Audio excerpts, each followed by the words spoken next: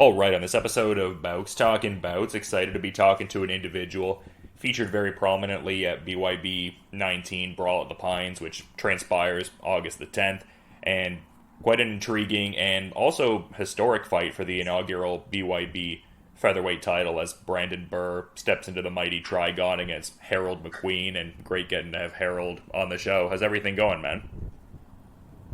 Everything been going good out here in California. Doing my training camp, so I've been working pretty much just in the gym every day, running, ready. Yeah, for sure. I mean, you strike me as a guy that's always, diligently getting in that work. And I mean, a lot to talk about with, this upcoming fight for sure. But I feel like I'd be remiss if I didn't touch on the big bare-knuckle debut in May. I mean, just an emphatic finish there and a very entertaining fight there against Pablo Caballero. Like, what were your main takeaways from that first effort there? Because it seemed to kind of resonate to some as, a bit of an upset, especially like how you went about doing it with the, emphatic knockout in round two. So can you talk about some of the main takeaways from that one? It seemed like a big night. Yeah, so that was my debut, of course. Definitely was excited. I just wanted to get out there and show everybody what I'm capable of. I know they had me probably as the B-side, but I knew that wasn't going to happen. Like, I've been training a long time, been boxing for a long time, so I know I had the more experience, the stand-up game, like on the boxing for sure. So, game plan really was, I told my coach that like, I would knock him out with it. It's going to be an uppercut or a overhand right hand. So, like, he kept dipping his head to that side, so I just told him. And it seemed like you were able to overcome a certain level of adversity, just kind of rallying back from the knockdown. And I would think maybe it would be a satisfying win, too, just in the context of there seemed like a fair bit of trash talk and banter in the fight with your opponent there. So, yeah, I mean, it seems like it's adding to it. It was a lot of trash talking. He caught me with a good shot. I wouldn't be a defensive responsible. You can see throughout the fight, I was talking a bunch of crap, and I had my hands down. But that's, coming from the amateurs, you get points taken away for holding in the amateurs, so they don't even let you hold. So that's probably just a habit. But, I got caught lagging. I had my hands down, in a clinch. Just kind of amazing in a lot of ways, though, because it seemed like you didn't really lose a step from the last time you had a fight. Like, I saw an interview where you were saying, like, prior to that you hadn't fought since your last amateur bout circa 2017. Like, you did, mention that in the context of having a lot of pro camps since then and obviously staying active. But, yeah, returning after quite a while and everything. Like, what was that all like? Can you repeat that last part? Oh, yeah, no worries. I was just noticing you hadn't fought in a number of years prior to that, last one since the amateur gloved boxing bout. Like, what was it like kind of returning, I guess? It felt real good. I haven't, had any official, amateur fights, but like I said, I've been up at Floyd's. I've been in the Virgil Hunter gym. I was in Shakur's camp, Devin Hand camp, Teofimo camp. Like, I've been sparring a bunch of people, so I've been getting to work. Just being back on the stage. It felt good. It felt good to be seen. Like us boxers, we put a lot of work into our craft, and it hurts, man. Like all this training, so just to be back on that stage and get to put on a show for the people, give them what they want to see. Especially finishing with a dramatic knockout like I got. So I want to keep that going. That was an unexplainable high right there to be able to do that. Yeah, for sure. And we were talking about it there. Like, it was like the desire seemed to be there to have the pro boxing debut, but it just seemed like no one wanted to throw down with you under, Queensbury rules, like certain politics of the sport, like guys kind of protecting their record. Yeah, I don't like that. I feel like a lot of boxers, they hiding behind the business of boxing, so to protect their records. And, of course, you want to make the most money you can make. and I guess you got to rack up some wins, but it's hard. So me, it's like if I fight, somebody that's not so, try to get a fight with somebody that's not as experienced for a pro debut, like it's gonna be like a local show. It's not gonna be big, so they're not gonna come fight me in front of your mom, your daddy. They want to win at home in front of their family, and then the guys at the big and they want to protect their record so they can get that check. So they tell me I'm a high risk, low reward. So it'd be hard to get fired. But I'm not Vargas. I can't stand him. I want to knock him out. So hopefully we can get that going in the future. Yeah, no, I guess just in kind of bringing that up, though, I thought it was also interesting earlier that you talked about your bare-knuckle debut almost having that perception that you were kind of the B-side in a way. And just that was probably why I mentioned the situation with gloved boxing, because there's very much that defined, like treating certain guys as like the A-side and certain things like that. But it seems like with bare-knuckle, at least from my kind of like layman perspective almost, it seems like bare-knuckle really allows fighters to at least assert themselves as the A-side by giving them certain opportunities by virtue of like some of the fights that they get. Have you kind of noticed that too? I would think that would be a refreshing thing. That's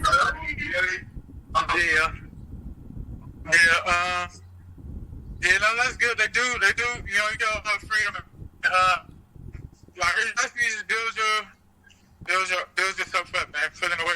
They got a lot of fighters from a lot of different backgrounds and stuff. So, and that did a lot of different things. Won a lot of belts and championships and other combat sports. So, I guess that they come off that and I don't know I was working so far, but I checked box records. Said I was like number 8 or something in the country. So I just want to keep working on building that up, going from there, keep racking up some wins, and just giving the fans what they want to see. Yeah, absolutely. And this seemed to be what you were like expressly calling for in a post-fight interview that I had seen of yours after that debut. Yeah. Broke up. What did you say?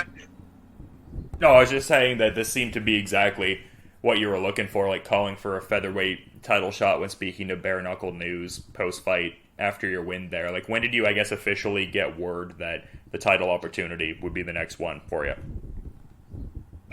So I called Mel. I was trying to get to London. Like, I know right after the fight, he asked me if I wanted to fight for a title in London. I said, yeah, but I didn't know it was like, right, like, the next month. Like, we didn't talk, we spoke like for 5 seconds or so. Like, 2 sentences, like right after the fight when I got off the ring. And I was like, yeah. But, yeah, I thought it was going to be like a couple months or something. Then, like, the next week, I checked in with Mel to ask him about the London show. And he's like, oh, it's full. Like, we did this and that, but they put me on a show in Miami. And then I think like a week or so after that, he told me that, I was trying to get a boxing fight. So I'm like, August is a long time, for me. I wanted to just stay busy. I wanted to go do a boxing match, but he's like, just hold off till August. So make sure I don't get no injuries and stuff like that. Fight for the title. And they let me know you'll be fighting Brandon for the title. But I heard the Down 5000 when they was picking us up from the airport was telling Pablo that he won this fight, he get a title. He was getting a title fight after this fight. So I know that was their plans. I messed up them plans, but yeah, I have to check that scouting report. And just so many interesting facets to this fight. Like, we've talked about the great boxing work that you've been able to get, and I saw photos over the years just training with so many great people like Shakur Stevenson and Devin Haney. The Mayweathers definitely could keep going on for sure, but I guess I'm just kind of curious with like bare knuckle having more of like an active kind of infighting, clinch fighting kind of dynamic. Like, what are you doing to, I guess, train for that more like North American bare knuckle style with like the active clinch fighting and all? I don't even train really for the clinch fight. I know the hand behind it. I train like I train for my boxing matches. Basically, get my conditioning. I run. I do all my go in the gym and do all my boxing workouts and just work on technique with my brother for strength training and stuff. But I'm a box. I'm you know. I don't plan on sitting there and hold out. I mean, I know it happens. I know the last fight for sure was clinched up, but I didn't give the opportunity for somebody like to grab me behind the head. Like, I know how to clinch. If we're gonna clinch, we're gonna clinch. Yeah, I mean, that's fair. I feel like I'm more of an outside style fighter. Like, I'm a box. I'm gonna work behind my jab and set up my punches from there. But it is different, though. You know, like that could be.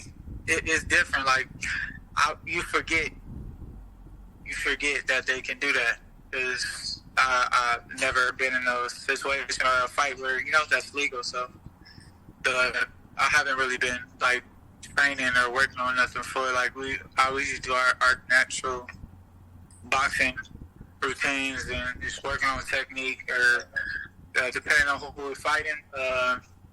A game plan for that, particular fighter, and just drill it.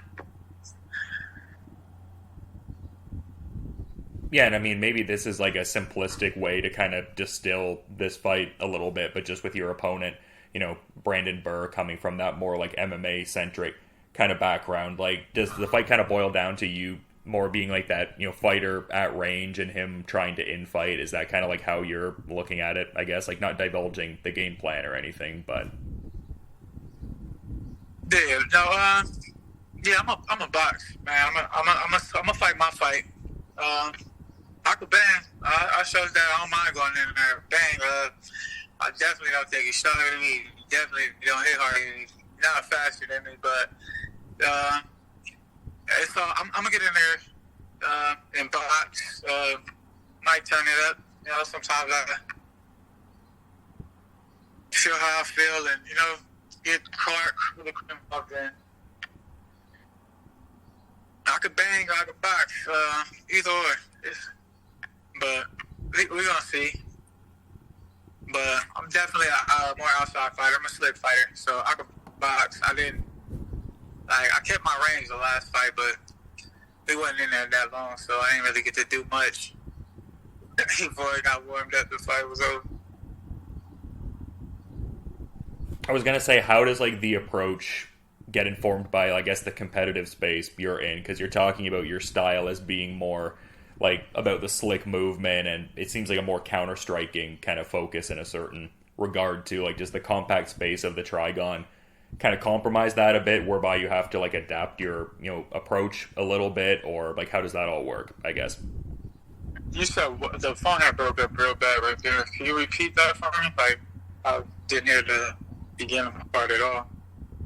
Oh, sorry, man. I was just saying, with your style being like oriented to like more counter-striking and being slick and movement, like, does a compact space like the Trigon inform the approach at all? Like, what was it like fighting in the Trigon, I guess?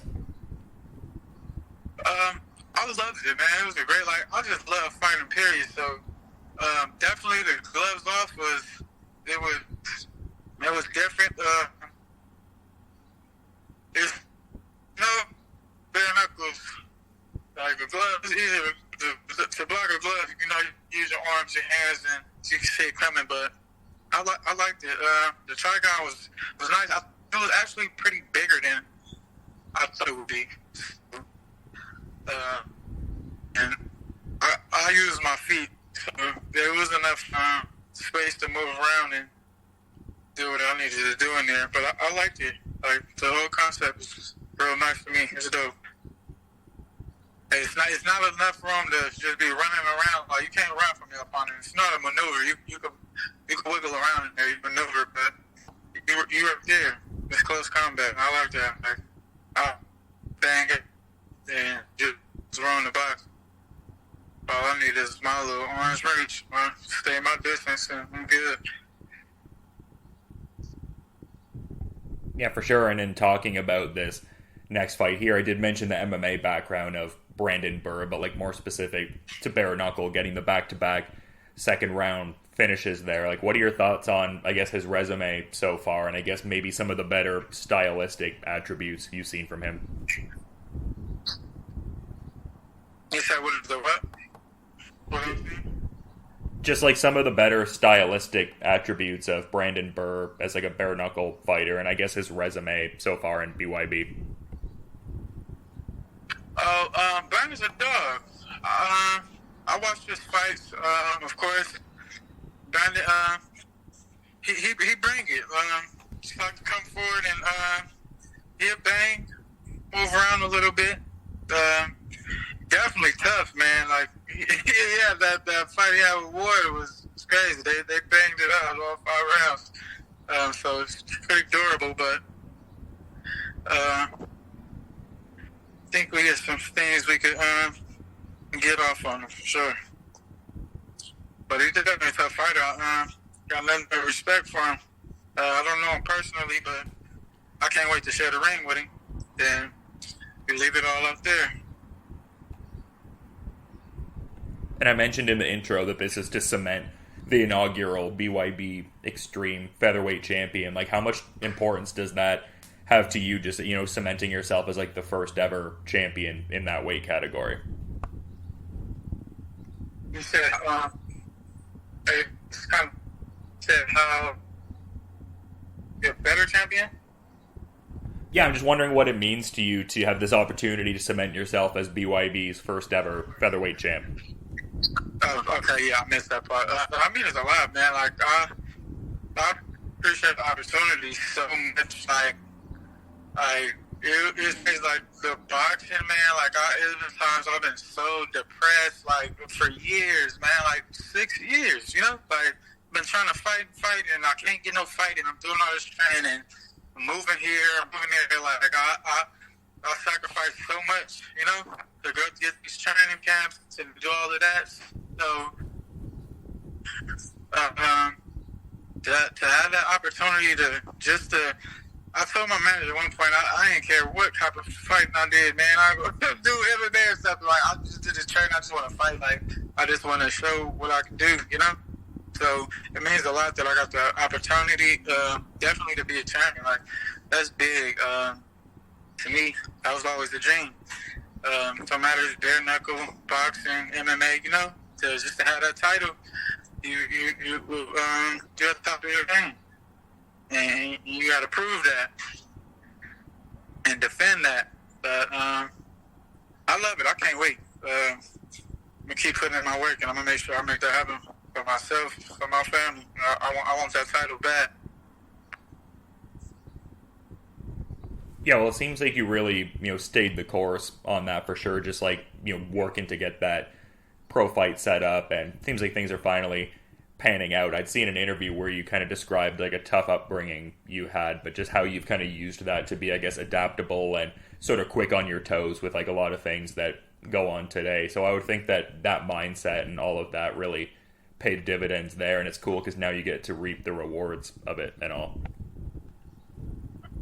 Yeah, man. Yeah, I'd love to see it. And I was noticing that you gave a shout out to your brother for kind of doing a walkout song for you. Like, it seemed like that was a cool sort of experience, getting to showcase his music and, what you're doing. Is that going to be the, walkout for this one, or do we got another theme song cooking for this one? No, I'm not going to use that one. I do want to give a shout out. That's my brother, man, Eric Bailey. He made that song for me. I just wanted to, he's from Oakland, we're from the same city, so I just wanted to, give him his little praise. He be out here doing this music. But, for this song, I'm back with my brother Bilal, that got me into boxing. So I'm doing this camp with him, training with him. And, it was dead game boxing when I was with my brother. We actually, we did music and stuff back in the day, so he used one of our songs. We did walk out to that. Yeah, that's cool, man. That was kind of the vibe I got a little bit, but yeah, just love to hear that for sure. But you've been great with your time, Harold, and like I was saying before, want to be mindful of your time. I do appreciate you coming on and given great insights ahead of this fight, but just curious if there's maybe like a final parting thought you might want to add as we're wrapping things up here. Yeah, so I'm definitely excited about the fight, man. Can't wait to meet Brandon and share that ring with him, that opportunity.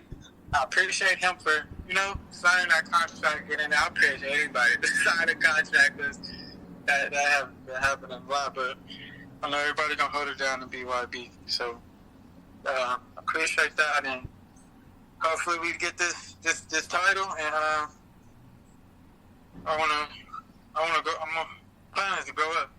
I want another belt. I want all of them. So that's how we're gonna end that. Get this featherweight title, and I'll move up to 130. Get that title. Yeah, well, it seems like there's a ton of exciting prospects for sure, and I mean, like we're saying, chief among them is this next one for the featherweight title, but cool that you're kind of eyeing a couple weight categories, but definitely excited for BYB 19. It's a deep card for sure, and definitely excited for August 10th, but until then, Harold, you have a good rest of your day, man, and yeah, just thanks for the time. No problem. Thank you for having me, man. I really appreciate that. All right, on this episode of Bowks Talking Bouts, excited to be talking to an individual who's competing at BYB 19 Brawl at the Pines in what is a very prominent fight, and definitely an intriguing one on August 10th for quite a few reasons. The inaugural BYB featherweight title being on the line, and we have undefeated brawlers stepping into the mighty Trigon here as Brandon Birr takes on Harold McQueen, and great getting to have Brandon on the show. How's everything going there, man? You having a solid day so far? Yeah, man, everything's going good. Just, getting ready to go to training here in a little bit, but everything's going good. What's up, guys? Brandon, just want to make sure you're on, but you're all set with Dylan, so I'll leave you guys at it. Awesome. Thanks, Don. All right, thanks, guys. Yeah, that's good to hear, though, man, and definitely a stacked card here, like I was kind of saying, from the top 4 title fights, on this event. I mean, a big night for sure. Like I saw you had that post saying it should be one of the best night of fights in bare-knuckle boxing history. So how does it feel to be like a prominent part of that, if that's how you feel about the card? Man, it feels great. BYB's been doing, bigger and bigger things with their shows and, the locations. And from, everything I've seen, it's only going to be getting bigger. But, this show definitely, with, like you said, the 4 title fights, is huge. Their bare-knuckle promotion has had, 4 title fights of this caliber on one show, let alone in 1 year, regardless of one show. Yeah, I mean, well said, man, and definitely a lot more I want to get into with this upcoming card and everything, but I feel like I'd be remiss if I didn't touch on the last one, because we're talking about, making history and certain things like that. I mean, battling in the first ever bare-knuckle fight in South Carolina and also improving to 2-0 in the process. That seemed to be a big one for you. Like, how does it feel to kind of be interwoven into, bare-knuckle boxing history in that certain regard, just getting to have that fight in South Carolina and all? Yeah, that was huge for me. Like, when I heard that we were going down to South Carolina and, we were going to be the first bare-knuckle card down there, I was like, oh, man, that's really sweet. That's awesome. And then I found out that I was going to be the first fight on the first card. It actually really put even something extra on it. And, you always want to win your fights and everything. You always want to win. But I even had it in my head, like, oh, man, I have to win this one. I can't go down in the history books as the first person to lose a bare-knuckle fight in South Carolina history. But it was an awesome experience. South Carolina was awesome, and hopefully we can, keep opening up states to, have bare knuckle fights and, make it legal in all the states, hopefully. Yeah, I mean, it seems like the expansion is there in a lot of regards. Like, I think BYB has done great things domestically, but also a lot of cool international expansion, and just even on the broadcast end with it now being on beIN Sports. So it seems like it's going to be, penetrating into like a bit of a newer kind of audience there, or at least that's the presumption one would have, I guess. It seems like it's how MMA was back in the 90s. How it was viewed differently. People weren't really sure about it, and kind of broke into the mainstream and widely accepted and celebrated even. And I think that's where bare knuckle is heading. It's definitely views that way to me with everything that BYB's been doing and bringing it to more places. I think we're going to be shooting up there just how MMA used to be, like in the 90s. Yeah, and how exciting is that for you to kind of be a part of that? Because, I mean, if you get your desired outcome here, you'd be a champion in, a prominent organization, and you're talking about the growth and the similarities to that particular, revered time period in MMA. I would think being, such a prominent part of it and kind of what this fight represents, I would think you'd be pretty excited. Yeah, it's great to be, on the ground floor of something big.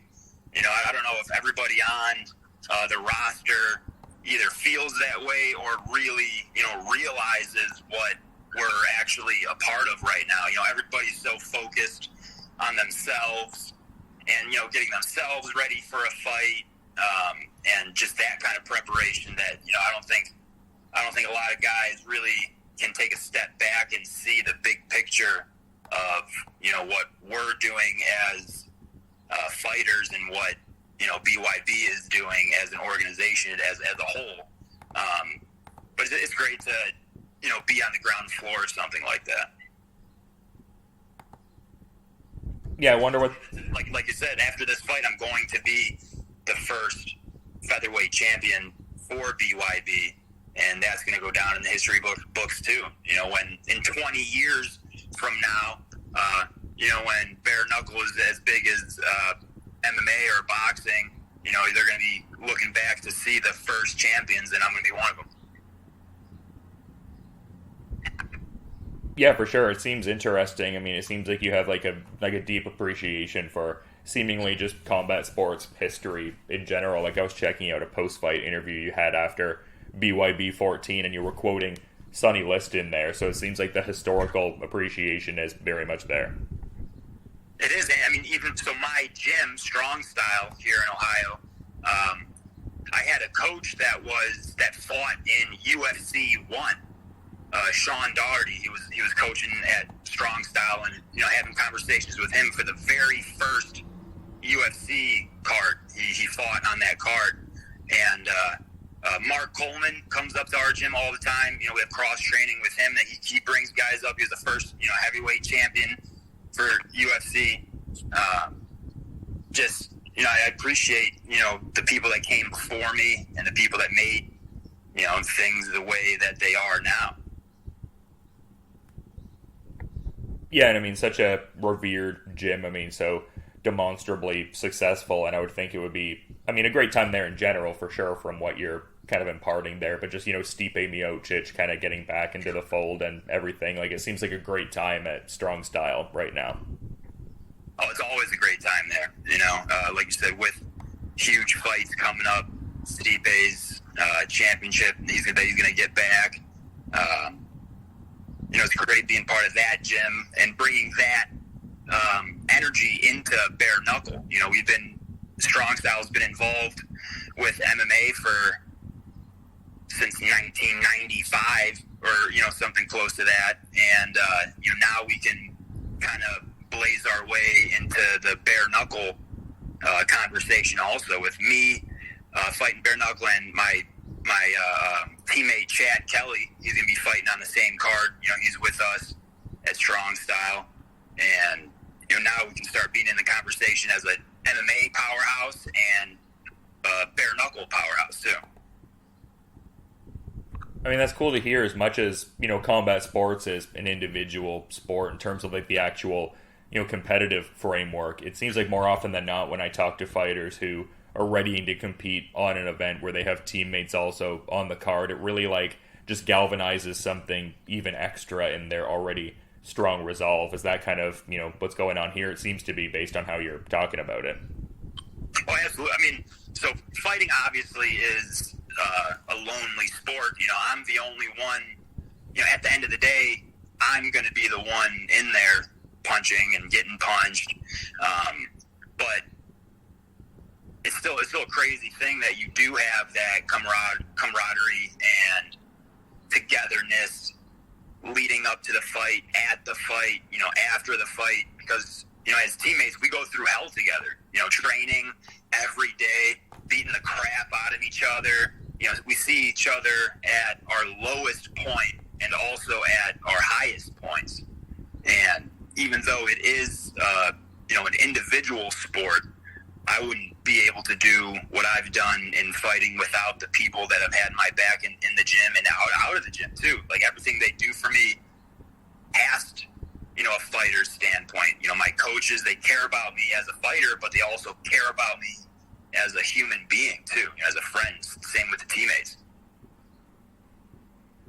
I mean, that's great to hear. It seems to resonate for sure. So cool to kind of confirm that a bit. But something that I also thought was interesting, kind of tying into all of that, like, I was seeing an interview where you were crediting a boxer you had at your gym as someone who, I guess, gave you good looks for Wallel Watson, and as far as like having similar physical attributes and kind of mirroring some of, I guess, his stylistic attributes. Do you have someone similar, like sparring partner wise, for this, Harold McQueen fight?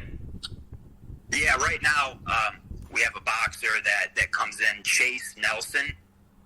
He's from Mansfield, Ohio, but he comes in every week, at least 2 times a week, to spar with me. And he, from what I've seen at least of my opponent, he fights almost exactly like my opponent, how I plan my opponent to fight. Slick boxer, fast, technical.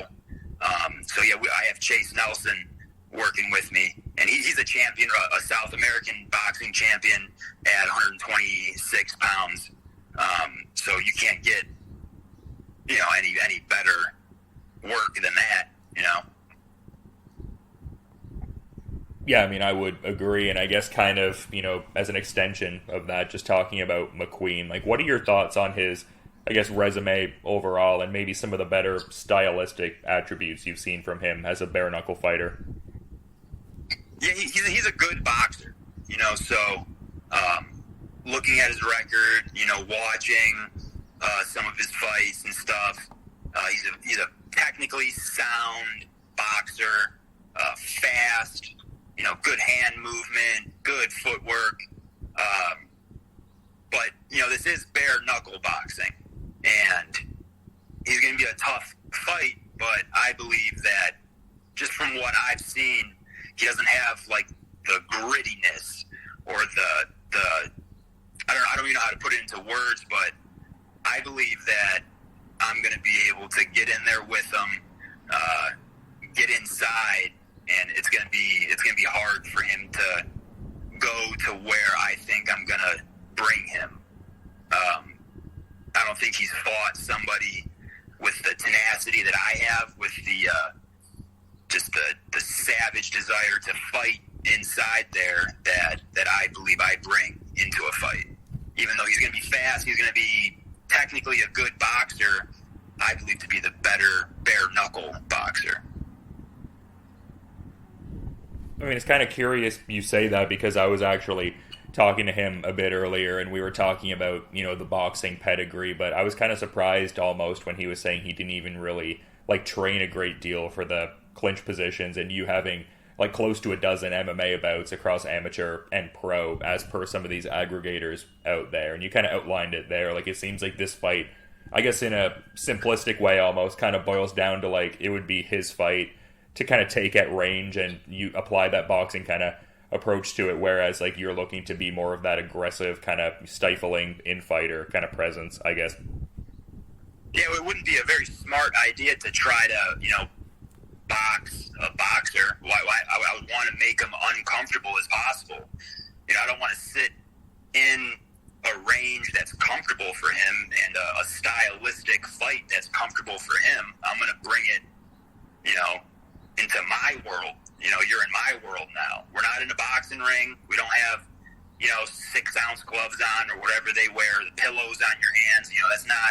That's not what we're doing here. I'm going to grab a hold of you, grab the back of your head, and slam my fist into your face.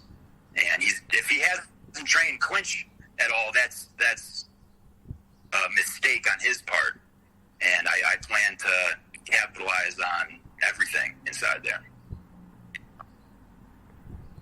And this title bid is coming at a pretty interesting time, just like how close it is in proximity to your bare-knuckle debut in August of last year. Just, 2-0 now and embarking on this first fight of 2023. Like, can you, I guess, give a summation of this journey so far? Like, I guess some of the growth you've seen in this sport so far. So obviously for me personally, growth in the sport comes from my first bare-knuckle. I mean, I've been on the entire spectrum of fights. My first bare-knuckle fight, I was getting worked over in there, and I came back from possibly having the fight stopped with the cut on my face to having a highlight reel knockout.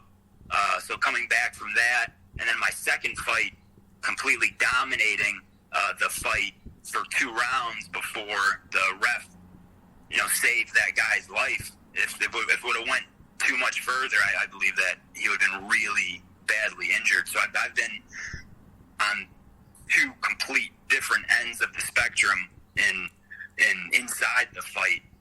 So that really made me grow as a fighter, knowing that I can come back from, because I've never been in a situation like that where I'm really far down in a fight and that cut was only going to get worse.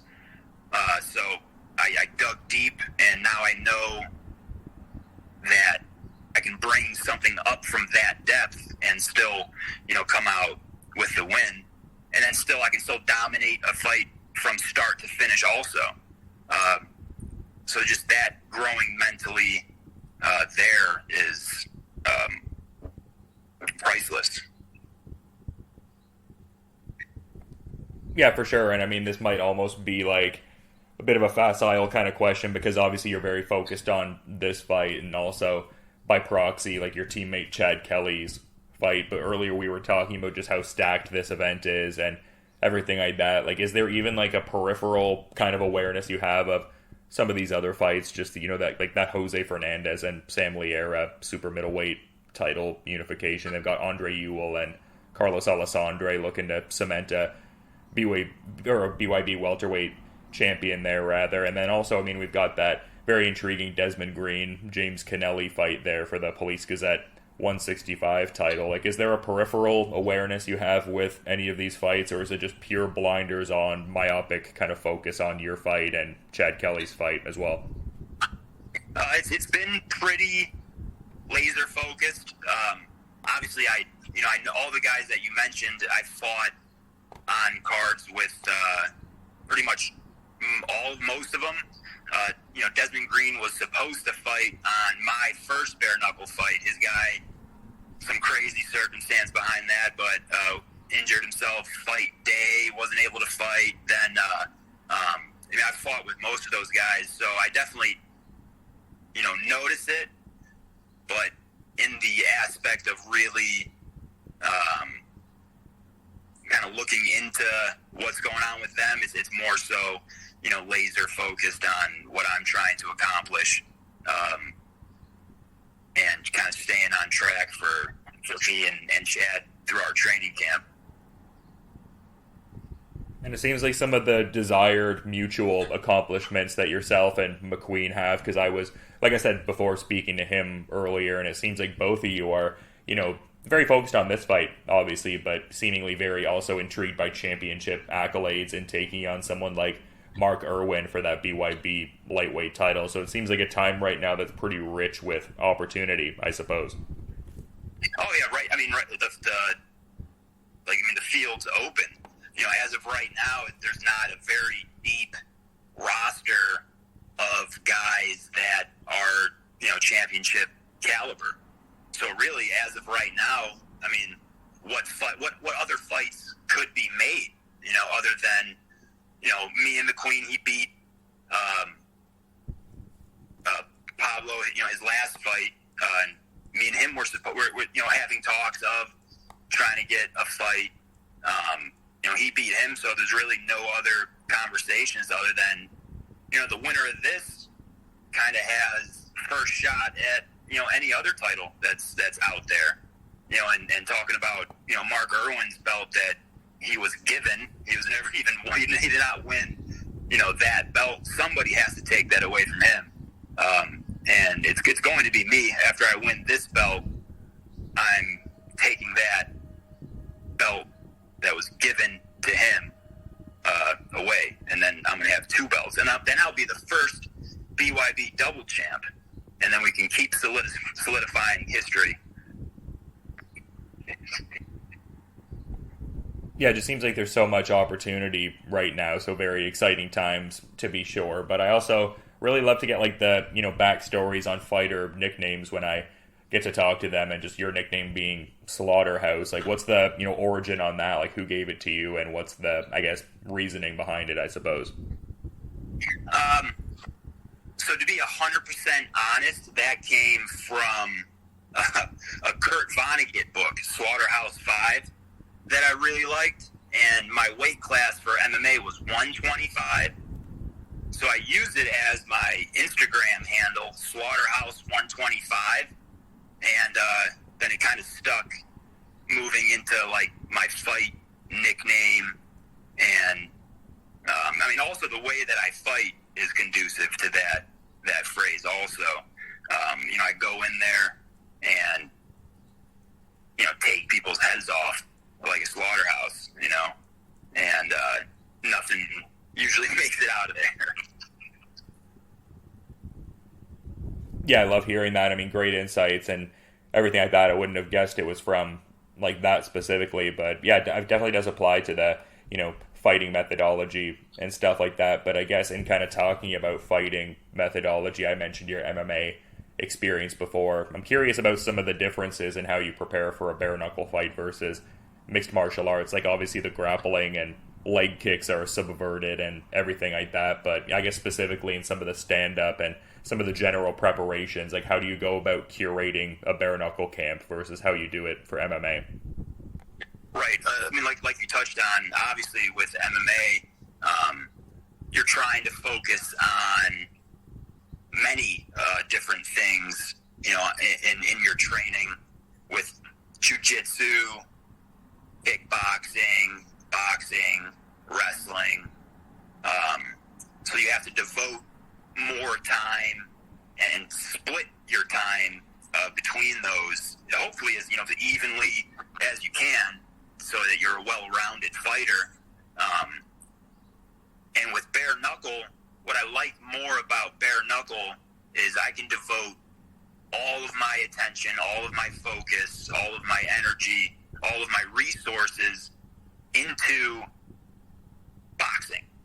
Obviously with our bare knuckle rule set, but so all I've been focusing on since I started a year ago is just pouring everything I have into bettering my boxing, bettering my bare knuckle boxing, strengthening your hands. That's huge. So you can't go in there and just break your hands. So strengthening your hands, conditioning wise, that way is huge. It's just nice to be able to focus on one thing and knowing that you're not neglecting, my jiu-jitsu because I wasn't able to go that day, or, I wasn't able to do this, so maybe I'm lacking here. It's nice to be able to put my 100% undivided attention into one discipline. So I know I'm not half-assing anything. Yeah, I'm curious for you to expound upon the hand strengthening a little more, because I've talked to bare knuckle fighters who sometimes utilize almost like a litany of different techniques, like whether it's like working with like the wooden Muay Thai boards or certain like almost like lighter like volume focused work with like the steel poles, like there's like the gripping sand and the rice and all of that. Like, what do you do on the hand strengthening end of things? So first off, I work construction, so I'm a working guy. So my hands, I'm not, no offense to anybody everybody out there, but I'm not, sitting behind a computer typing on a keyboard all day. I've been working construction for, I don't know, since I was 15, so 15 years or something. I've been doing various construction. So my hands are, tough in that regard, but moving into more focused boxing-wise, it's more so just repetition, either doing bare-knuckle bag work, hard bag work, picking like the stiffest bag, heavy bag at the gym and just going at it there, doing my rounds on that, doing pad work, bare-knuckle, figuring out the precision without gloves on, because you also have to be very precise on where on your hand you're striking your opponent with. Obviously they're moving, but you don't want to be hitting with your pinky knuckle, which is not as strong as your pointer and middle knuckle. So kind of trying to focus in more on getting precision with the bare knuckle has been big, and learning you might have to temper your strength a little bit too. If you're hitting the guy on the top of the head with everything you got, the skull is tougher than the bones in your hand, so you're probably going to break your hand. So picking your shot, like learning how to pick my shots, learning how to get more precise with the placement of my knuckles is huge, that people don't think about in MMA. Definitely not boxing as much, at least, because you have padding there. You don't really have to be too worried about stuff like that. But with bare knuckle, that's focusing on that a lot. Yeah, for sure. And I mean, I was kind of referencing it a bit earlier with like the bare knuckle debut, being in August. Like it seemed like it was a couple days away from your birthday that year, and this title bid being like 3 weeks before that area and everything like that. So yeah, it seems like a busy month for you, August. There, you got the birthday, and it looked like there was like a wedding anniversary in close proximity per the social media. So it seems like you like to get active towards the later part of the summer there. Yeah, like you said, so my first bare knuckle, I got married August 6th, and then my fight was 3 weeks after that, and then my birthday was 2 days after that. So now my 1 year wedding anniversary is 4 days before this fight. So it is big, significance wise. For me, the first bare knuckle fight around August, this bare knuckle fight around the same time. I definitely have to bring home a championship belt for my 1 year anniversary. That's for sure. Yeah, and I mean, not really like a question or anything like that, but I thought it was interesting that we have the same birthday. I've got a buddy, Brandon Glass, who's also got the August 29th, 1992 birthday there. So, yep, shout out. Shout out to Brandon Glass. It's a quality birthday for sure, but you've been good with your time, Brandon, and given a lot of great insights ahead of a fight that I find very intriguing in a lot of regards. But in referencing that earlier sentiment, just being mindful of your time and schedule, I'm curious if there's maybe like a final parting thought you'd want to add as we're kind of wrapping up here, though. I just want to thank you for your time, for getting this interview put together. Final thought is I'm coming home as the first BYB featherweight champion of the world.